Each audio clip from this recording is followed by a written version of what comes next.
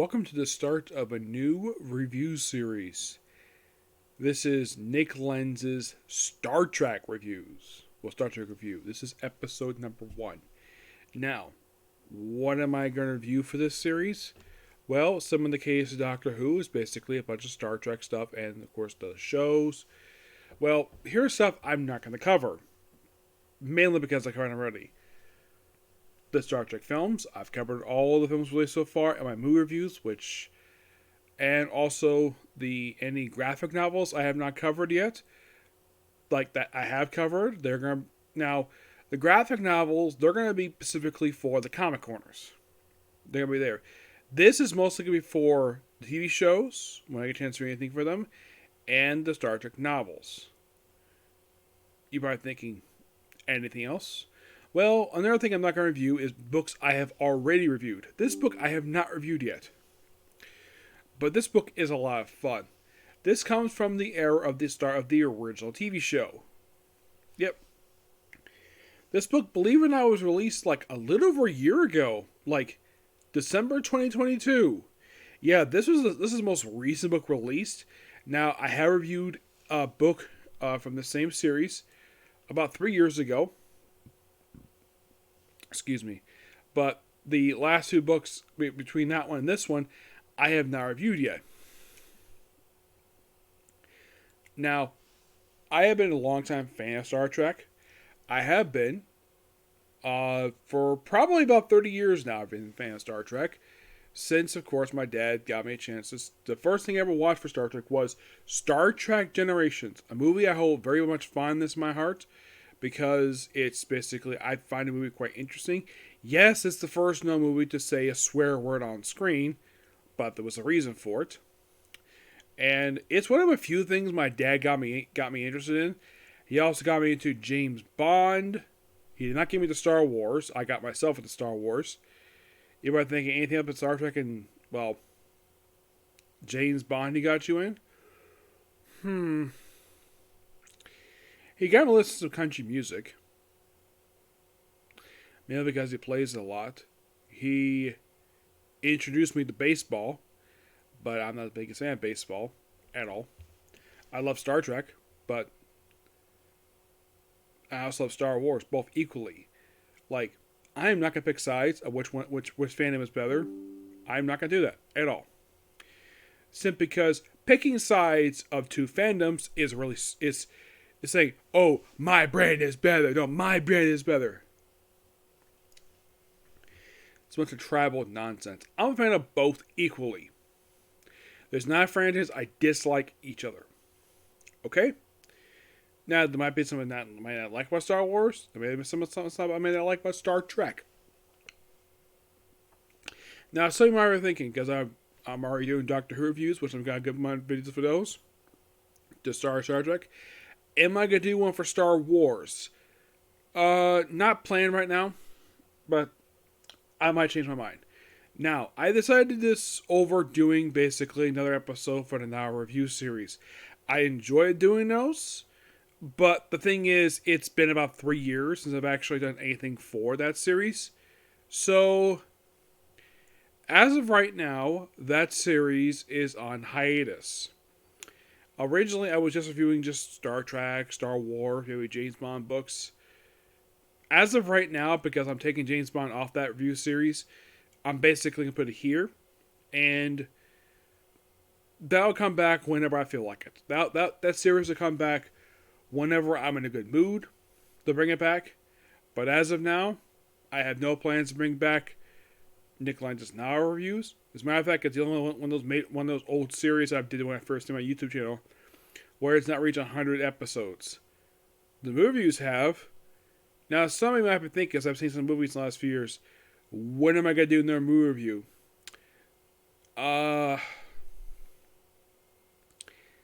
Maybe next time I see a movie? Who knows? Alright, so let's get started with this. We have Star Trek Harm's Way, written by David Mack. I should point out that this is not the comic writer. Complete in person. I'm mistaken for that. So, now, one thing else I really love with the Star Trek novels is that they have a thing called a historical note. basically could place exactly where this thing takes place. Now, this says it takes place 1 month after the events of Muck Time, which was the opening episode of season 2 of the show, which is noteworthy for 2 things. Number 1 is the debut of the planet Vulcan. A planet was mentioned a lot, but never seen. It's also the debut of Chekhov. Yep, that's basically where he makes his debut. And this also takes place shortly after the episode they introduced Doomsday Machine. That really good episode that had Commodore Matthew Decker. Yes, the actor who played him. He played a recurring character on Murder She Wrote, which came out like 20 years after that. Who was a town doctor, and it was implied he had like feelings for the female lead of the series, played by the awesome Angela Lansbury. He previously played also a one-shot character, who later became a recurring character in the series, even occasionally traveling with her throughout that show. And of course, also he had a son who got into Star Trek too. Got into Starfleet. Those who are familiar with the character of Commander William Deckard, the books confirm that is actually his son. Yep, that is definitely his son. Yeah, the books do confirm it. The movie does not confirm it at all. Sadly put, the actor who played him ended up on the show Seventh Heaven as the patriarch of the family in the show, and his wife was played by the actress who plays her, what was in Star Trek IV: The Voyage Home. This book in particular is set right afterwards. Now, the whole thing of Muck Time is mentioned. It's all thing from Spock's perspective, where it's mostly put from him. It's basically relaying stuff his mother basically was relaying to him, where she was disappointed she didn't contact about the previous wedding. And basically the events of Muck Time is basically, let's just say, there is a bridge retelling of the episode in here. Like, a lot of the stuff in here is from the episode itself, like going to the planet itself, the whole thing with the whole, his fiance, that's all there. They also, they decided to not mention here about the fact Kirk had to basically disobey orders in order to go to Vulcan, because here's the strange thing though. His orders would have the Enterprise show up at this planet just because they want the flagship to show basically for appearances. He thought, okay, he would do that, but he would like to make a quick stop at Vulcan first. And the Admiral was like, no, you can't do that. For stupid reasons. Yes. And this is a Commodore mentioning this. For some reason, the show itself never bothered to have admirals. The first time we saw an admiral ever in Star Trek was in the very first Star Trek movie. Yep. And of course, the whole thing with the Doomsday Machine. This is like just right after the events of the episode. This is basically where this book takes place. Now, there's also Klingons in this book, because of course Star Trek loves featuring Klingons. But not any Klingon. This is Captain Klang from the episode Day of the Dub, which happened in Season 3. And of course, his beautiful wife, Maria, is here. She's a science officer. Yes, they keep that here. And this, I believe, is the second book these two have featured in, because I believe there was another book I read that featured in where, like, they said how a private training session was turned out to be a time for these two to have sex. Yes, seriously, that was a thing in the book. And this book, it's like they have some brief interactions in here, like a couple of brief conversations, but there's no, is acknowledged the fact that Lieutenant Mara is basically Captain Klang's wife. They acknowledge that. They acknowledge also the fact that basically they give each other signals so they can have a private conversation with each other.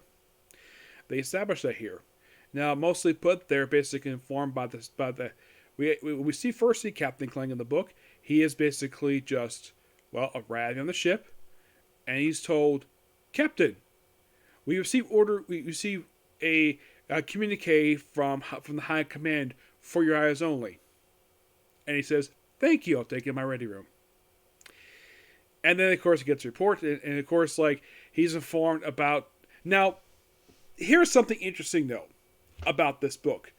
Basically, this book is referencing another Star Trek series that Currently, as far as I can tell, the book's no longer published. But basically, I think there was planned to be more books this series.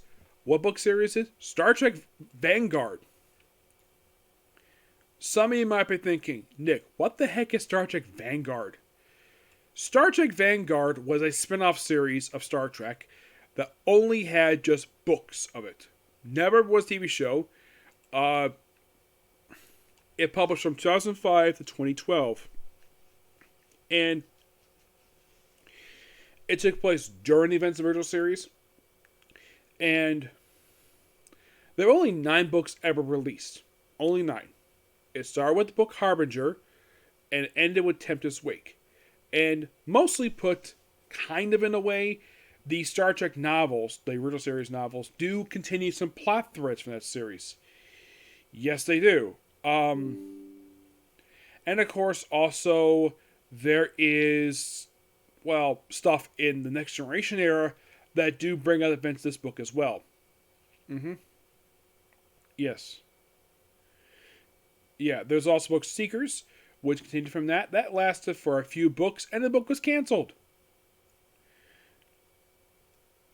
Now, as far as I can tell, what was the reason why the book series ceased? I have no idea why in the world it was ceased for. It just was. I have heard from one writer who wrote some of these books that one book series was canceled due to low sales. Those of you who have read the series IKS Gorkin and was relaunched as Clean Empire, the reason why I did it because the book wasn't selling too well. And most book here, this is set probably rather into the series. Now, Vanguard was basically this big Starfleet space station near this place called the Terrace Reach. And some events of this stuff is mentioned in the whole thing with the Typhoon Pack stuff, where Dr. Bashir had to steal this particular genome. His whole goal was to help fix the problem that the Andorians were going through at that point in time, which was their problem with... They had problems with reproduction. Yes. Yeah, they were facing a reproduction crisis. Starfleet, from Bashir's perspective, was refusing to help them. He knew what could be a way to cure that particular problem, basically fix and reproduce again. And, well, he decided to steal the genome, have a team work on it, and then he proceeded to escape from the Space Nine space station, the new one. The original was destroyed in the early book of the Typhoon Pact series. Typhoon Pact was made up of basically people who were not part of the Kingdom Accords, which basically had expanded from just being the Federation and the Klingons, which also included the Cardassians. Yeah, which is, besides the Federation and Klingons, also included the Cardassians, the Ferengi, and I believe that was it. The Typhoon Pact was made of people who were opposed to them. One of them happened to be the Andorians. Yes, because the reproduction crisis, because the Federation used to help them, they decided to secede from the Federation. It was them, the Breen, the Romulans, and I think the Tholian Embassy, I think it was, and there was like one other species, and they formed an opposing faction, the Typhoon Pact. It was basically kind of a Cold War, and they also took the time to basically have an expedition over the Gamma Quadrant. That's most what Typhoon Pact is. Now, they're not here. Now, some of you who are longtime Star Trek fans may have noticed, though, in the last few years, that books for these following series have ceased publication, or at least they haven't produced anything new, in some time. And these are book series for the following.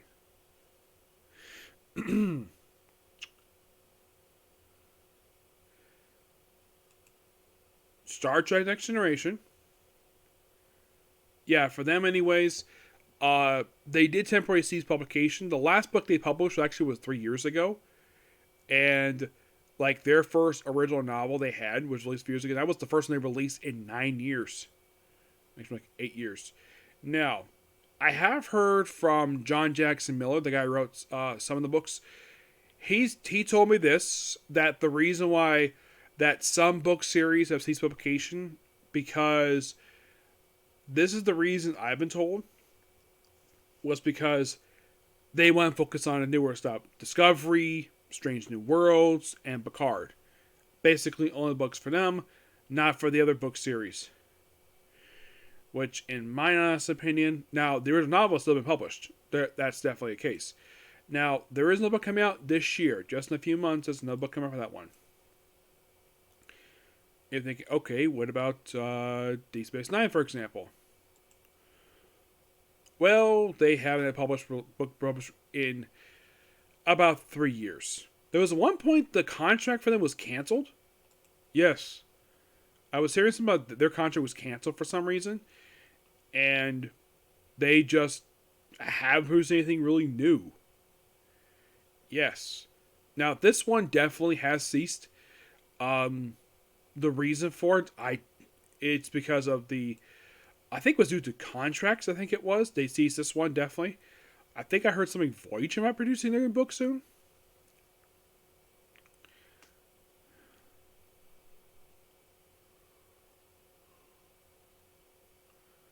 Let me check it. I know that Next Generation is new volume. I know Deep Space Nine is done. Be thinking, okay, what about Voyager? Voyager has not had a new book published since October of 2020. Was due to low sales? No, was due to new direction. Any other book series this publication? Somebody asked, okay, what about Star Trek Enterprise? That one.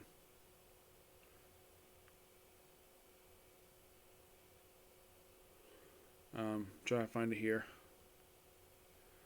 Star Trek Enterprise.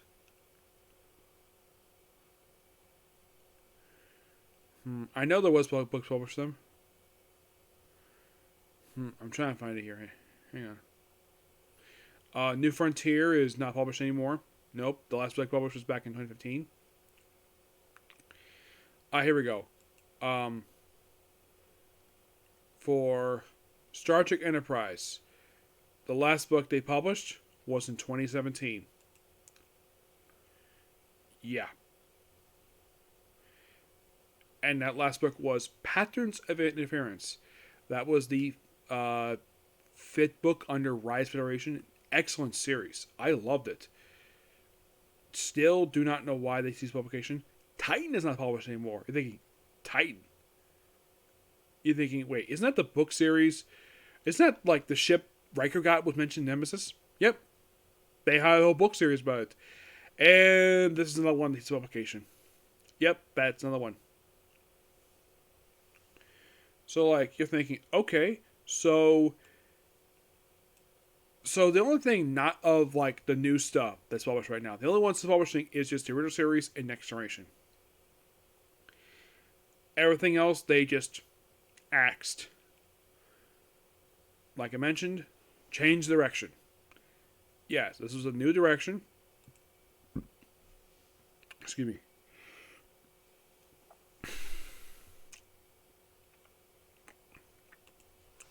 They decided to cease publication of this due to new direction, so that's the reason why. I'm glad that original series still gets novels, and I'm glad Next Generation gets them. I'm not happy that Deep Space Nine, Voyager, Enterprise is not publishing more novels because those novels were good. Now, in the case of Kirk, well, his ship is basically still just about finished fixing the damage suffered during the Planet Killer stuff. And of course, he's contacted by Starfleet. He is ordered to go to the particular sector. He has no problem going there. Not at all. And he doesn't question it at all.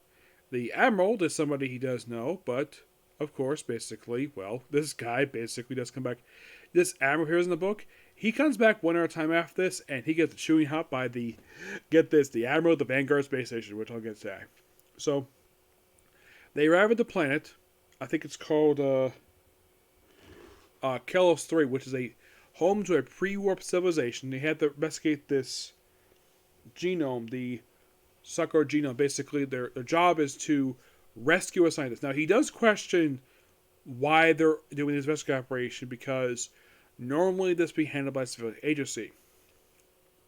The reason is because one of the scientists is the brother of one of the Federation representatives.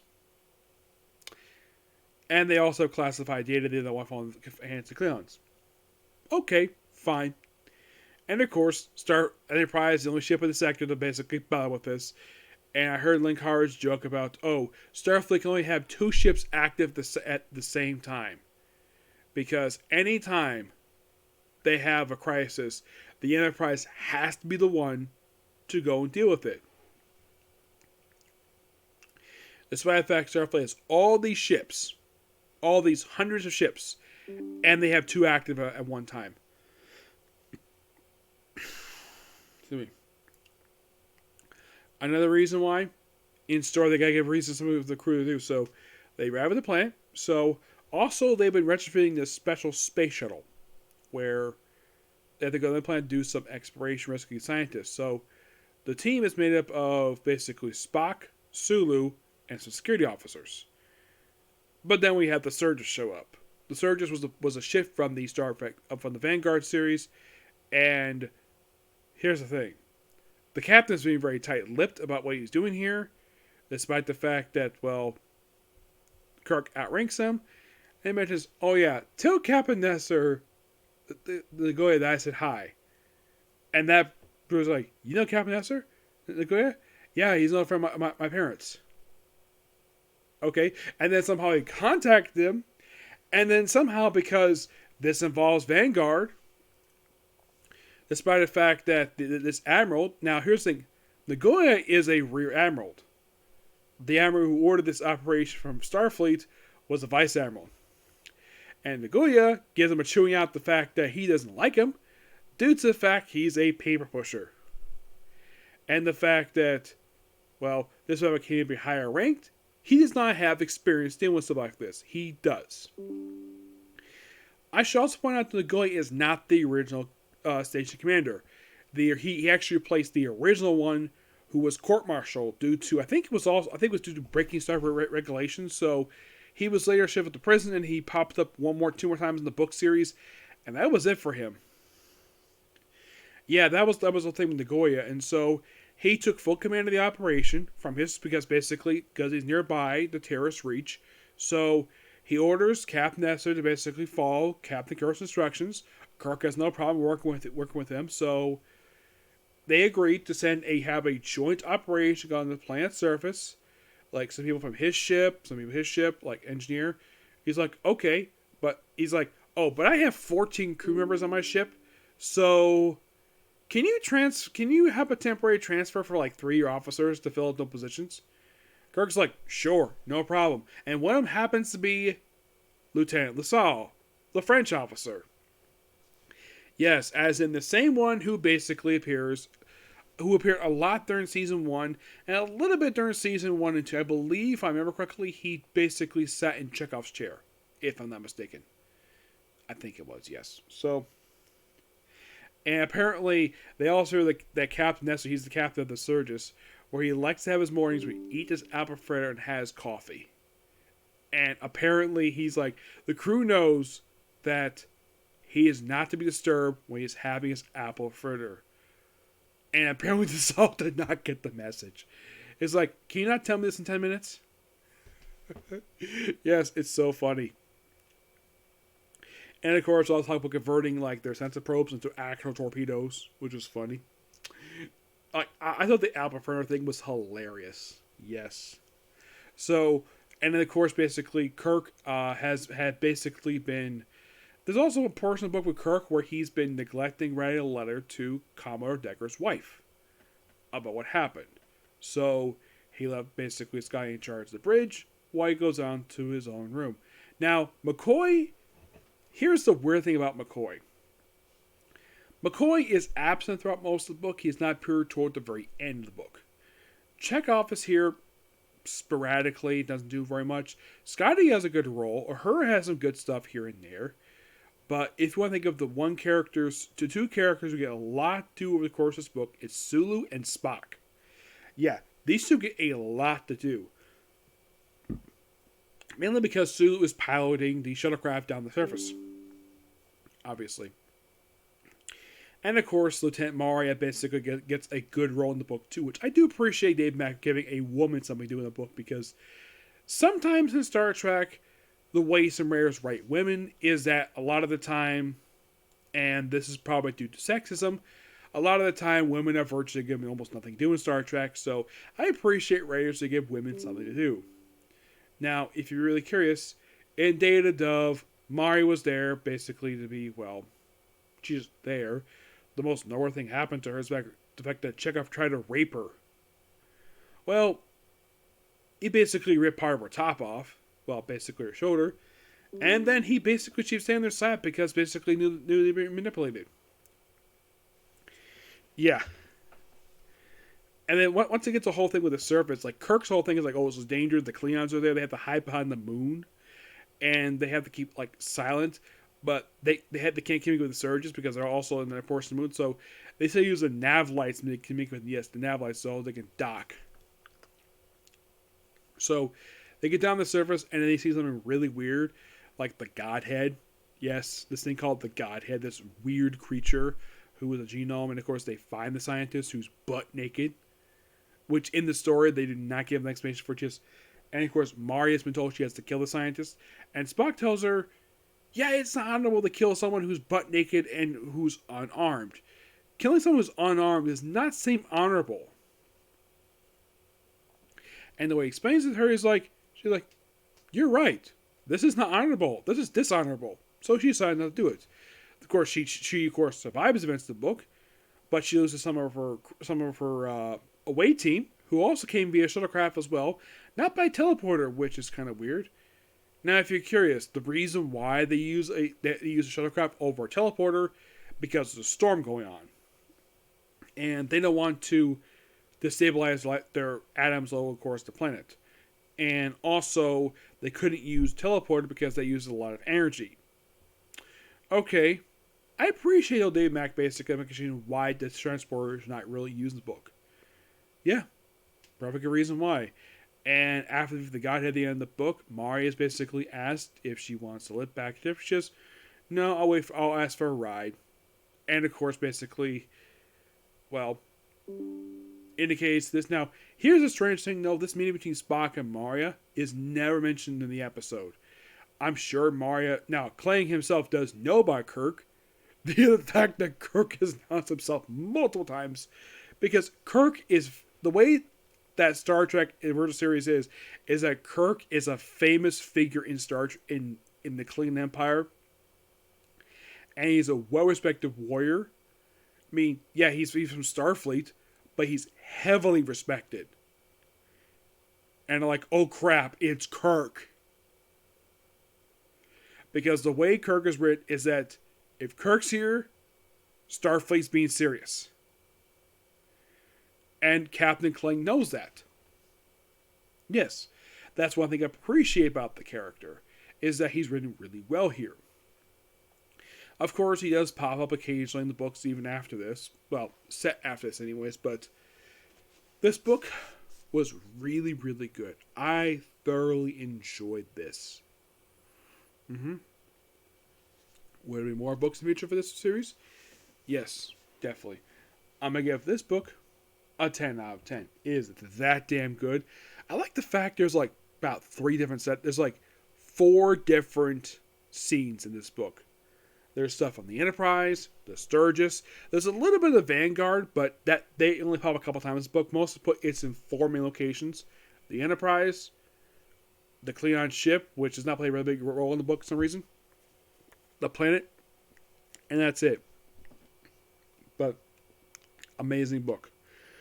Yep, but I'm going to end it here because it's almost midnight, so I have a Comic Corner schedule for tomorrow, so I'll see you all then. Okay, next video. Bye.